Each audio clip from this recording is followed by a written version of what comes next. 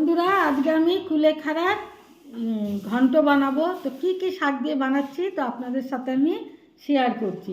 প্রথমেই দেখাচ্ছি, এটা হলো থানকুনি পাতা, থানকুনি শাক যেটাকে বলে সেটা হলো এটা।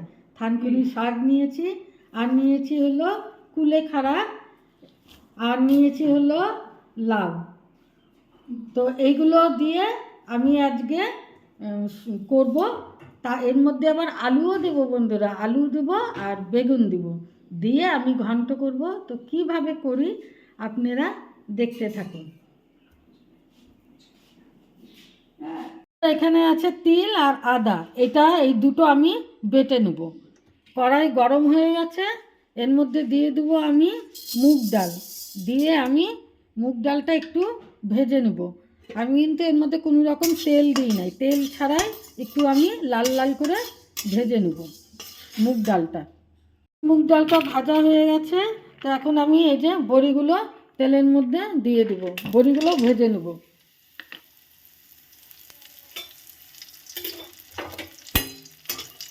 লাল লাল করে ভেজে নেব, বড়িগুলো ভেজে নিয়ে তুলে নেব।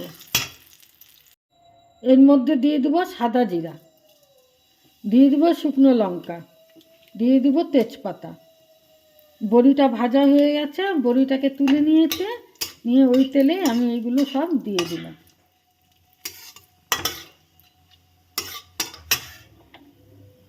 গ্যাসটা একটু জোরে দিয়ে দিলাম।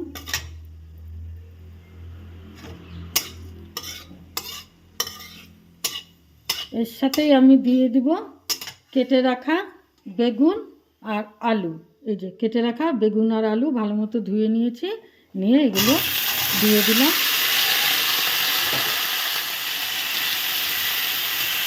এর মধ্যে দিয়ে দিব আমি পরিমাণ মতো লবণ,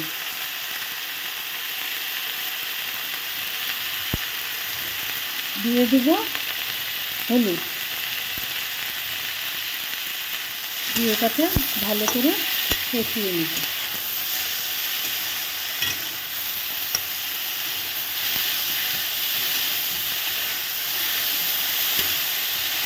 এর মধ্যে দিয়ে দিব আমি বেটে রাখা মশলাটা, এর মধ্যে আমি দিয়ে দেব। ঠিক কাশি পাচ্ছে, শুকনো লঙ্কা দিয়েছি তো, এই যে মশলাটা দিয়ে দিলাম, দিয়ে এর সাথে একটু কষিয়ে নেব। বন্ধুরা, এই যে আলু আর বেগুন মশলা একসাথে দিয়ে যে কষিয়েছিলাম, তা বেগুনটা আমি তুলে নিয়েছি, শুধু আলুটাই কিন্তু রেখেছি। বেগুনটা খুব সুন্দর কষানো হয়ে গেছে, এই যে নরম হয়ে গেছে, এর জন্য আমি তুলে রেখেছি। পরে দেব শাকের মধ্যে, তো আলুটাই রেখেছি। তো এখন আমি দিয়ে দেব কেটে রাখা শাকগুলো, এর মধ্যে এখন আমি দিয়ে দেব। কেটে ধুয়ে রেখেছি সেই শাকগুলো এখন দিয়ে দিলাম, দিয়ে ভালো করে নেড়ে নেব। সুন্দর করে শাকের মধ্যে একটু লবণ দেবো, নাহলে শাকটা মজবে না, এর জন্য নরম হবে, তাহলে লবণটা দিলে এর জন্য একটু লবণ দিয়ে দিলাম। আর কষানোর সময় তো লবণ দিয়েছি, দিয়ে দিলাম। তো এখন আমি এটার মধ্যে জল ঢেলে দেব। মশলা করেছিলাম সেই জারটার মধ্যেই জলটা নিয়েছি, সেই জলটাই আমি ঢেলে দিলাম। এখন এটাকে আমি ঢাকা দিয়ে দেব কিছুক্ষণের জন্য। ঢাকা দেওয়ার আগে বন্ধুরা মনে পড়ে গেল মটরশুঁটি যে দেওয়া হয়নি, তো এই যে মটরশুঁটিটা এখন আমি দিয়ে দেব। কটা মটরশুঁটি দিয়ে দিলাম। তো এখন আমি ফাইনালি ঢাকা দিয়ে দেব।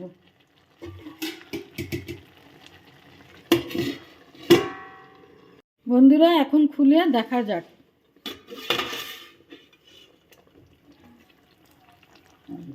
আস্তে আস্তে বেশ ফুটছে।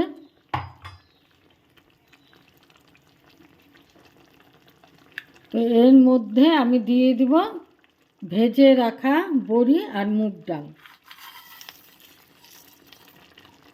এর মধ্যে আমি দিয়ে দিলাম।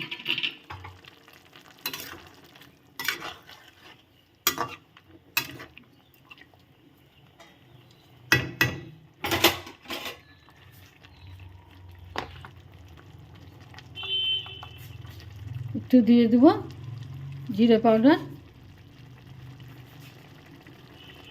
দিয়ে দেবো ধনিয়া পাউডার।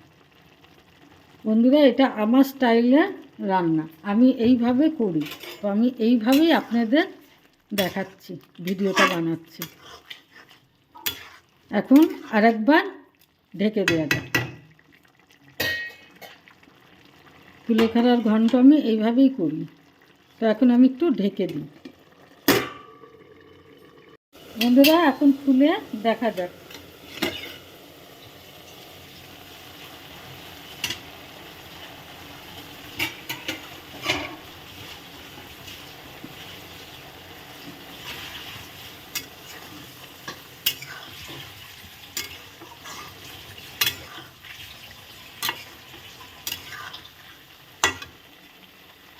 তো এর মধ্যে আমি দিয়ে দিব বেগুন। বেগুনটা আমি এখন দিয়ে দিলাম।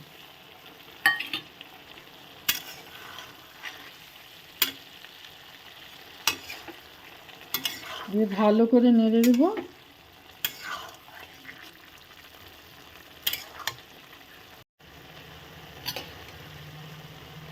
এর মধ্যে চালের গুঁড়ো, এটা আতপ চালের গুঁড়োটা আমি এর মধ্যে দিয়ে দিলাম।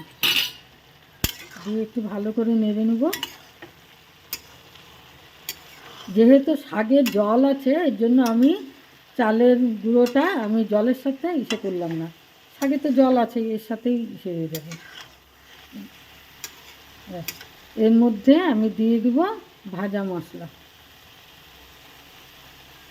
ভাজা মশলা বলতে কি বন্ধুরা, এটা রাঁধুনি বাটা, ড্রাই রাঁধুনি বাটাটা দিয়ে দিলাম, দিয়ে নেড়ে দিলাম ভালো করে। একটু চিনি দিয়ে দিলাম, দিয়ে একটু নেড়ে নিলাম। তো আমার রেডি হয়ে গেল কুলেখাড়া শাকের ঘন্ট। এখন আমি এটাকে নামিয়ে ফেলব। বন্ধুরা, রেডি হয়ে গেছে কুলেখাড়া শাকের ঘন্ট। দেখুন কত সুন্দর লাগছে, খেতে খুব টেস্টি।